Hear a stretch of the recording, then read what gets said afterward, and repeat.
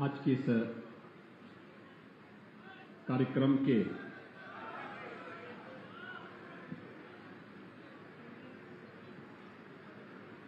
अवसर पर कार्यक्रम के मुख्य आयोजक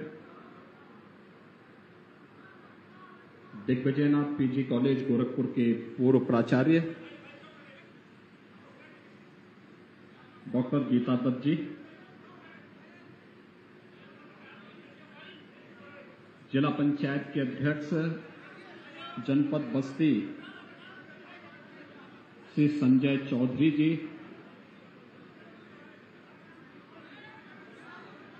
लोकप्रिय विधायक औरैया से अजय सिंह जी, विधान परिषद के सदस्य और भारतीय जनता पार्टी के प्रदेश के नवनियुक्त उपाध्यक्ष डॉक्टर धर्मेंद्र सिंह जी, पूर्व प्राचार्य और सुप्रसिद्ध साहित्यकार डॉक्टर वेद प्रकाश पांडे जी, श्री नवनीत मिश्र जी,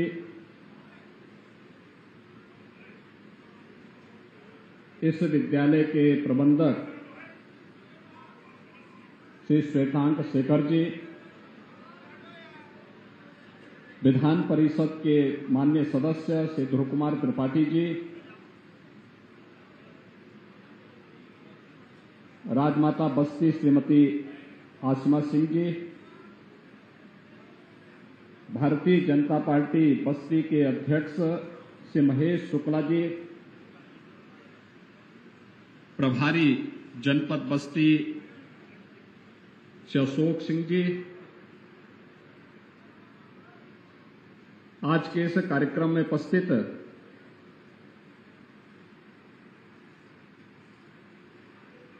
इस क्षेत्र के सभी उपस्थित भाइयों बहनों,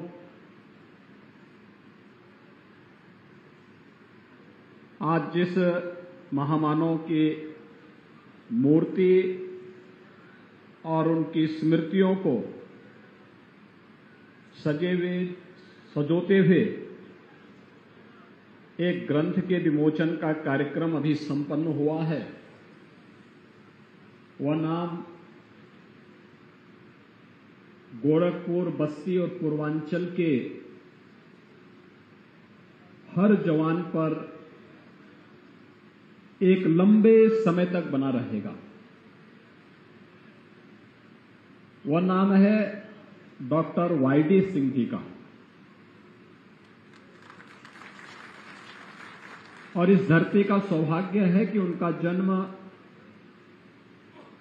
इस पावन धरा पर हुआ था। जनपद बस्ती उनकी जन्मभूमि है और गोरखपुर उनकी कर्म साधना की स्थली। गोरखपुर वो अध्ययन करने के लिए गए थे और गोरखपुर से उन्होंने बीएससी करने के बाद में कानपुर मेडिकल कॉलेज से एमबीबीएस की पढ़ाई की। फिर उसके बाद वहां से उन्होंने डीसीएच किया, फिर एमडी किया और बाद में गोरखपुर मेडिकल कॉलेज में उन्होंने वहां पर एक सहायक आचार्य के रूप में, आचार्य और अध्यक्ष के रूप में, फिर प्रधानाचार्य के रूप में मेडिकल कॉलेज गोरखपुर को जो एक नई ऊंचाई दी, वह तो हम सब के सामने है ही।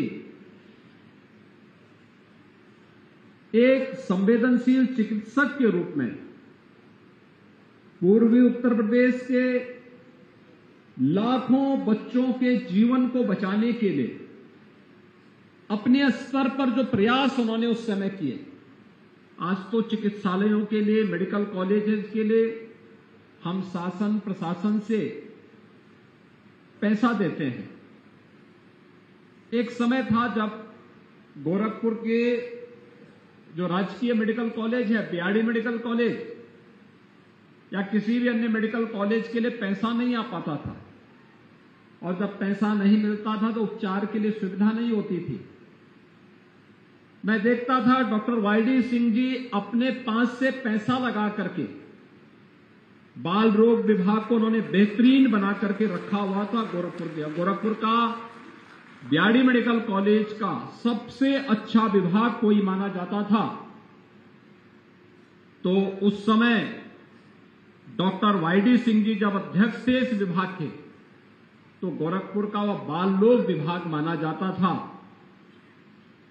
बाल रोग विभाग के अध्यक्ष के रूप में, फिर प्राचार्य के रूप में उन्होंने पूर्वी उत्तर प्रदेश के लाखों बच्चों के जीवन में एक परिवर्तन करके उन्हें जीने की एक राह दिखाई। मैं देखता था प्रतिदिन हजारों लोग उनको दिखाने के लिए आते थे, लाइन लगी रहती थी और लोग हमसे भी सिफारिश करते थे,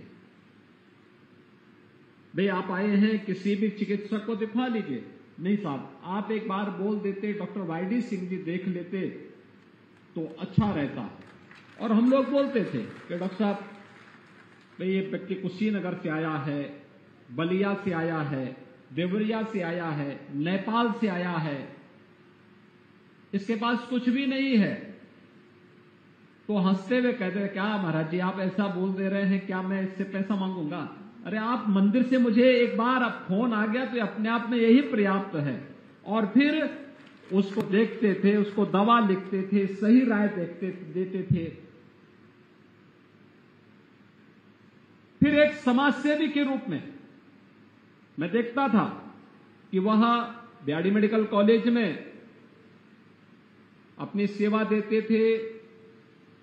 अगर कॉलेज बंद है तो कॉलेज का भ्रमण करने के बाद फिर अपने घर में मरीजों को देखते थे और शनिवार रविवार को आकर के बस्ती में आकर के यहां पर भी यहां के लोगों को फ्री में सुविधा उपलब्ध करवाने का काम करते थे। अक्सर होता क्या है, जब हम लोगों को कोई जिम्मेदारी मिलती है तो हम भूल जाते हैं। अक्सर ये चीजें सरकारी सेवा में देखने को मिलती है। एक बार सेवा में आने का अवसर प्राप्त होता है तो बहुत कम लोग ऐसे होते हैं जो उस सेवा को अनवरत रूप से बनाए रख पाते हैं। अपने दायित्वों को समझना आज के दिन की सबसे बड़ी आवश्यकता है। और आजादी के अमृत महोत्सव वर्ष के अवसर पर मुख्य महोत्सव को संबोधित करते हुए जब आदरणीय प्रधानमंत्री जी ने पंच प्रण की बात की थी, तो पंच प्रण में जो बात की थी उसमें बहुत सारी बातें ऐसी थी जो वास्तव में डॉक्टर वाईडी सिंह जी के व्यक्तित्व में झलकती हुई दिखाई देती थी। प्रधानमंत्री जी ने जो बात कही थी, विकसित भारत का निर्माण करना। विकसित भारत कैसे होगा? जब भारत का हर नागरिक ईमानदारी के साथ अपने कर्तव्यों का निर्वहन करे, अपने दायित्वों को समझे। जिसकी जहां जिम्मेदारी है वह व्यक्ति अगर अपना कार्य करना लग जाएगा, एक संकल्प ले लेगा कि मुझे एक विकसित भारत का निर्माण करना है, तो कोई दिक्कत नहीं आएगी। फिर संकल्प में एक शक्ति होती है। आप पूजा करते हैं, पूजा के पहले संकल्प हमारा पुरोहित हमसे करवाता है। वह संकल्प इसी बात को लेके, क्योंकि ताकत होती है। व्यक्ति जो ठान ले, ईमानदारी से ठान ले, तो फिर कोई ताकत उसे परास्त नहीं कर सकती। और विकसित भारत के निर्माण का सपना हर भारतीय का होना चाहिए, हम सब नागरिकों का होना चाहिए। इसके लिए हमें गुलामी के अंशों को समाप्त करना होगा, अपनी विरासत का सम्मान करना होगा। आपने देखा होगा आजादी के अमृत महोत्सव वर्ष में जिन आजादी के दीवानों ने, जिन क्रांतिकारियों ने अपना योगदान दिया था, उन सबको उनकी मूर्तियां स्थापित की गई, उनके स्मारक अच्छे बनाए गए। शासन, प्रशासन, जनप्रतिनिधि, आम जनमानस सभी लोग जुटे, अपनी विरासत को सम्मान दिया। अपनी मातृभूमि के प्रति कृतज्ञता ज्ञापित करने का इससे अच्छा अवसर क्या है? उस गुलामी के अंशों को समाप्त करने के साथ ही विरासत को सम्मान देना, उस अभियान के साथ आगे बढ़ जाना,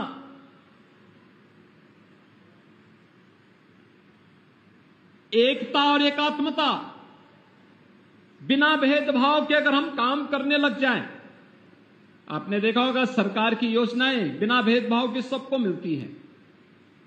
प्रधानमंत्री मोदी जी ने भी जो नारा दिया था, वह नारा दिया था सबका साथ और सबके विकास का। किसी जाति, किसी मत, किसी मजहब के लिए नहीं, हमें भारत के बारे में सोचना है, एक विकसित भारत के बारे में सोचना है। और अंतिम कर्तव्य जो उन्होंने बताया कि नागरिकों का कर्तव्य, हर नागरिक अपने अपने कर्तव्यों का पालन करने लग जाए, भारत को दुनिया की सबसे बड़ी ताकत बनने में कोई देर नहीं लगेगी। और वह ये सभी पंचप्रण डॉक्टर वाईडी सिंह जी के व्यक्तित्व में झलकती थी।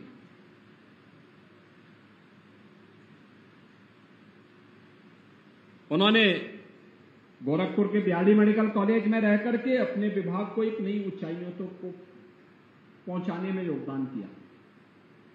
प्राचार्य के रूप में उस मेडिकल कॉलेज के विकास में भरपूर योगदान दिया। एक संवेदनशील चिकित्सक के रूप में पूर्वी उत्तर प्रदेश के नौनिहालों के जीवन को बचाने के लिए उस समय जब इंसेफ्लाइटिस जैसी बीमारियां थी, उस समय उन्होंने पूरी ताकत के साथ इस बीमारी का मुकाबला करने के लिए, यहां के बच्चों को बचाने के लिए अपनी पूरी ताकत के साथ अपना योगदान दिया। अपनी विरासत का सम्मान देने के लिए अपनी मातृभूमि में आकर के यहां के बच्चों को प्रति सप्ताह आकर के बैठते थे और बच्चों को फ्री में उपचार कराते थे। बस्ती वासियों को उपचार कराने के लिए गोरखपुर न जाना पड़े, इसके लिए वे स्वयं शनिवार रविवार को आकर के यहां स्वयं अपनी ओपीडी चलाते थे। और विकास की योजना के साथ जब वहां से सेवानिवृत्त हुए तो स्नातक प्रतिनिधि के रूप में उत्तर प्रदेश विधान परिषद के माध्यम से उत्तर प्रदेश के विकास के लिए भी उन्होंने आवाज उठाई। लगातार कार्य करते रहे, एक समाजसेवी के रूप में कार्य करते रहे। लगातार इतनी संस्था, इतना बड़ा चिकित्सक, जिस समय डॉक्टर वाईडी सिंह जी काम करते थे, एक चिकित्सक के रूप में कार्य कर रहे थे बीआरडी मेडिकल कॉलेज के अंदर। निजी क्षेत्र में और सरकारी क्षेत्र में पूर्वी उत्तर प्रदेश में उतना बड़ा चिकित्सक कोई नहीं था, उतनी अच्छी प्रैक्टिस करने वाला कोई चिकित्सक नहीं था।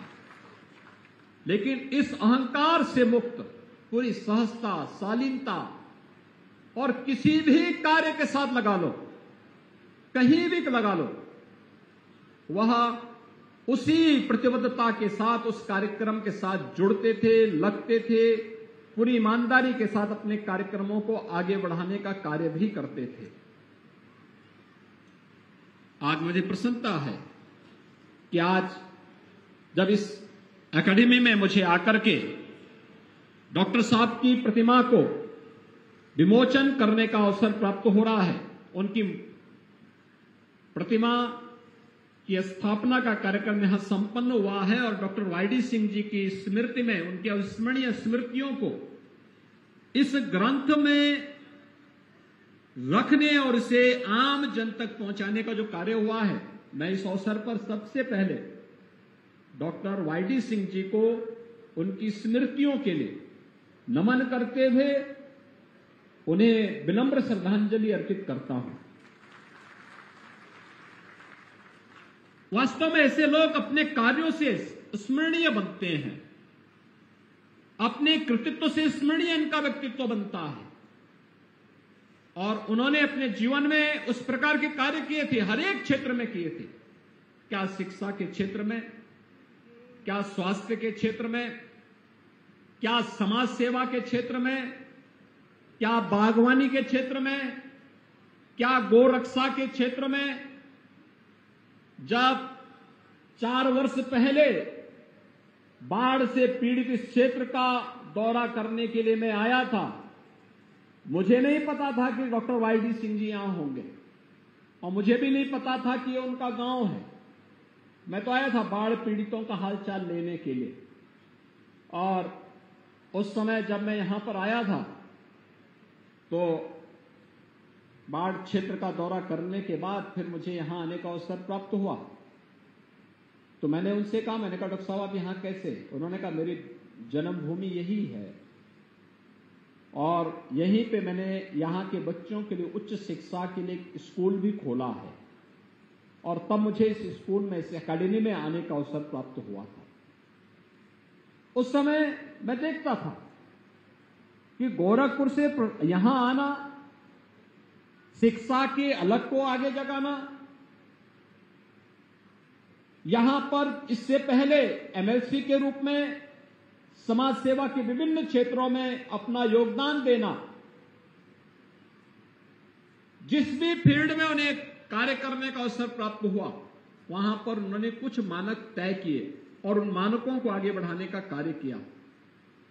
आज डॉक्टर वाईडी सिंह जी नहीं है, लेकिन मैं उनके पुत्र श्वेतांक शेखर जी को, उनके परिवार के सभी सदस्यों को, डॉक्टर गीता दत्त जी को और उनके परिवार के उन सभी सदस्यों को, तो परिवार के आज पूरा परिवार उनका यहां पर आया हुआ है, उन सबको मैं हृदय से इस बात के लिए धन्यवाद दूंगा कि उन्होंने डॉक्टर वाईडी सिंह जी की स्मृतियों को, उनके द्वारा स्थापित विद्यालय में उनकी मूर्ति की स्थापना के साथ ही इस ग्रंथ के रूप में उनकी स्मृतियों को जीवंत बनाए रखने के लिए, आम जनमानस तक उसे पहुंचाने के लिए जो कार्य किया है, यह अत्यंत सराहनीय है, कार्य कर रही है। मैं एक बार फिर से आज के इस अवसर पर डॉक्टर वाईडी सिंह जी की स्मृतियों को नमन करता हूं, उन्हें विनम्र श्रद्धांजलि अर्पित करता हूं। उनके परिवार के सदस्यों ने, उनके मित्रों, शुभचिंतकों ने उनकी स्मृतियों को जीवंत बनाए रखते हुए आज यहां पे विद्यालय का संचालन कर रहे हैं। एक ग्रंथ के विमोचन का कार्यक्रम और उनकी मूर्ति की स्थापना का कार्यक्रम यहां संपन्न हुआ है। उनकी मूर्ति उनके संघर्षशील व्यक्तित्व के लिए शिक्षा, स्वास्थ्य और समाज सेवा के विभिन्न क्षेत्रों में कार्य करने वाले लोगों के लिए सदैव प्रेरणा प्रदान करती रहेगी। मैं एक बार फिर से आप सबके प्रति हृदय से अपनी शुभकामनाएं देते हुए, आज सप्तमी की तिथि है, नवरात्रि का आयोजन, नवरात्रि चल रहे हैं इस समय, वासंतीय नवरात्रि। आज नवरात्रि का कार्यक्रम 7वां तिथि है, कल अष्टमी और परसों नवमी होगी।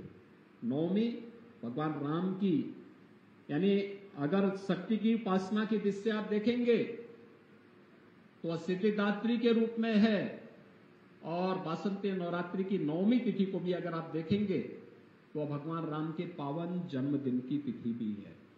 मैं वासंतीय नवरात्रि और रामनवमी की आप सबको हृदय से बधाई देता हूं। धन्यवाद। जय हिंद।